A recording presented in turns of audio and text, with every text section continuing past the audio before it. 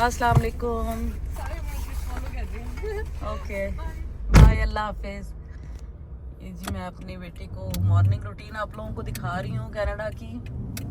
देखिए कितना रश हो रहा है क्योंकि सुबह का टाइम है बच्चों के स्कूल का। और हस्बैंड तो यहाँ पे आपको पता है या तो नाइट ड्यूटी होती है या डे की भी उनकी बेचारों की इतनी टफ होती है 8 से 10 घंटों की कि वो इस काबिल नहीं होते कि वो फिर बच्चों को छोड़ सकें। तो मैं फिर गाड़ी पे, ज़ाहिर है यहाँ पे लेडीज़ ही ज़्यादातर जो हैं बच्चों को गाड़ियों पे छोड़ने आती हैं। लेकिन आजकल का जो चैलेंज है वो ये है कि आप देखें ज़रा, स्नो देखें। अभी सिर्फ 25 सेंटीमीटर की स्नो आई है और इतनी बुरी कंडीशन हो गई है कि गाड़ी ब्रेक भी नहीं ले रही। हालांकि स्नो टायर डलवा दिए हैं, यहाँ पे स्पेशल स्नो टायर होते हैं जो हम गाड़ियों में डलवाते हैं। और हमें इस सिचुएशन में, जैसे आप देख रहे होंगे कि आगे वाली गाड़ी तकरीबन 1.5 कार लेंथ, मेरी कोशिश होती है कि मैं 2 कार लेंथ को मेंटेन करूं क्योंकि गाड़ी फिर ब्रेक नहीं लेती और 2 से 3 बार आपको झटका लेके, जैसे जर्क दे के, छोटी छोटी ब्रेक्स के साथ आपको गाड़ी रोकनी पड़ती है, वरना गाड़ी रुकती नहीं है। तो हर जगह के, हर मुल्क के, हर इलाके के अपने चैलेंजेस हैं। कहीं पे भी लाइफ आसान नहीं है कि आप कहें कि आप यूएसए रह रहे हैं, आप कनाडा रह रहे हैं, आप यूके चले गए हैं, आप पाकिस्तान रह रहे हैं, आप इंडिया हैं, जहाँ पे भी आप होंगे लाइफ जो है वो अपने चैलेंजेस के साथ हर जगह आपके सामने खड़ी है। हाँ, बस ये है कि अगर आप उन चैलेंजेस को सीख के अपनी ज़िंदगी की जो गाड़ी है उसको सड़क पे डालते हैं तो फिर चीज़ें कदरे, मैं समझती हूँ, आसान इस सेंस में हो जाती हैं कि जैसे आपको पता है कि जब इंजेक्शन लगना है तो उसकी दर्द तो होनी है, आप मेंटली प्रिपेयर होते हैं उसको। लेकिन अगर आपको सडन हो जाए तो फिर आपके लिए काफ़ी शॉकिंग होता है या आप कह लेंगे ट्रॉमा बन जाती है वो चीज़।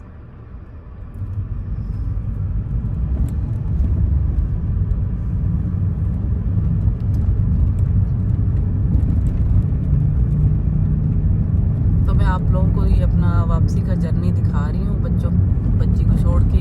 अभी मैंने दूसरी बेटी को छोड़ना है, उसका अलग से टाइम है, ठीक है। और इस वक्त जो है -20 जो है इस वक्त हमारा टेम्परेचर है। और उसका बड़ा मसला ये होता है कि आपकी गाड़ी जो है इंजन ठंडा हो जाता है और जब इंजन ठंडा हो जाता है तो गाड़ी इतनी ठंडक में होती है कि आप स्टीयरिंग पे तो हाथ ही नहीं पड़ता।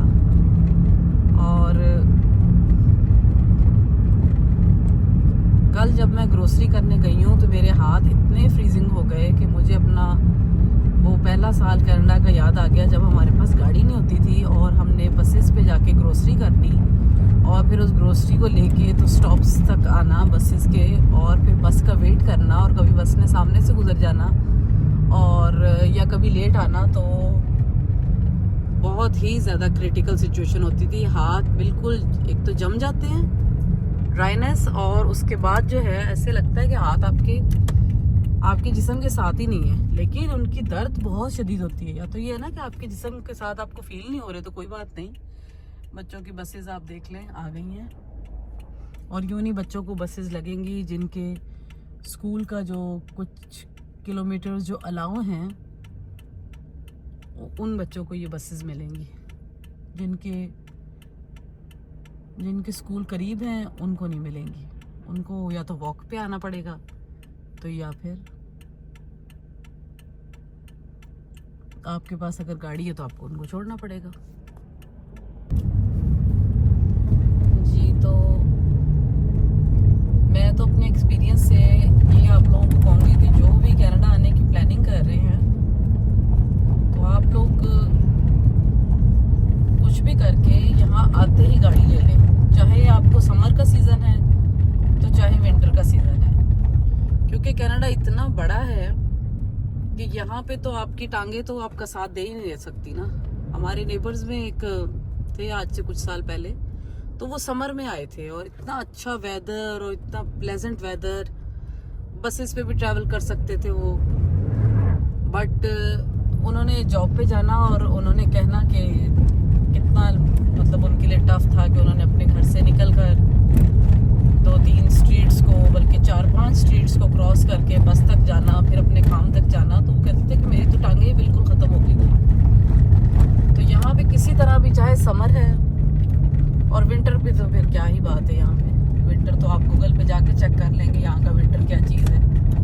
आप लोगों को एक अदद गाड़ी ज़रूर लेनी है, चाहे आप अगर लीज पे ले सकते हैं लीज पे ले लें, और अगर आप कैश पे ले सकते हैं तो कैश का आपको $10,000 का ज़हन बना के आना है, क्योंकि तकरीबन 8-9-10 हज़ार की अगर बहुत ही कोई अच्छी आपको रीज़नेबल में मिल जाती है तो आपको एक अच्छी गाड़ी मिलेगी, और वो भी आपको बहुत देख के, क्योंकि यहाँ फ्रॉड भी बहुत चलते हैं। कुछ लोगों के साथ फ्रॉड हुए हैं, गाड़ी 1 महीना चली और गाड़ी फिर बंद हो गई, लोगों के 5-5, 6-6 हज़ार, इवन 7,000 लोगों के डूब गए। तो वही है कि फिर आके मशवरे से यहाँ पे किसी अच्छी कंपनी के रेफरेंस है जहाँ पे कैश पे गाड़ियाँ मिलती हैं, किसी अच्छी कंपनी से आप लें। उससे ये है कि आपकी ज़िंदगी इतनी आसान हो जाएगी, लेकिन उस तरह मुकम्मल आसान तो नहीं होगी। वो चैलेंजेस तो होंगे, वो तो विद टाइम आपके सेटलमेंट के साथ ठीक होंगे, लेकिन इतनी ज़रूर आसान हो जाएगी ज़िंदगी कि आपकी जो रूटीन की लाइफ है, ग्रोसरीज, डॉक्टर के पास जाना, बच्चों को स्कूल, जितने भी आपकी ज़िंदगी के मामलात हैं वो बहुत आसान हो जाएंगे। चाहे वो समर है चाहे वो विंटर है। विंटर का तो फिर मैंने आपको पहले ही बताया कि वो तो बहुत ही हार्श है ना, उस पर तो आप एक कदम नहीं बाहर चल सकते। मैं अभी गैरेज से गाड़ी लेके निकली हूँ और बिल्कुल समझ लें कि आपकी कुल्फ़ी 1 सेकंड में जमती है। और यहाँ पे अगर आप ख्याल ना करें तो लोगों की, जो मेजॉरिटी लोगों की जो डेथ्स हुई हैं जो वॉक पे हैं, वो इसलिए कि जब आप सांस लेते हैं तो आपकी जो सांस की नाली है वो 5 से 10 मिनट लगते हैं अकॉर्डिंग टू वेदर। आपने सांस लिया, जैसे अभी आप देख रहे होंगे सामने हमारे जो पेडिस्टेरियन आ रही है, तो उसने अपना फेस कवर किया हुआ है, क्योंकि आपकी जो ब्रीदिंग है वो डिस्टर्ब होती है, और उसके बाद आपका थ्रोट ड्राई होता है, और थ्रोट ड्राई होने के बाद आपका जो है लंग्स में जाके, लंग्स तक आपका सांस जम जाता है और लोगों की उससे डेथ्स हो गई।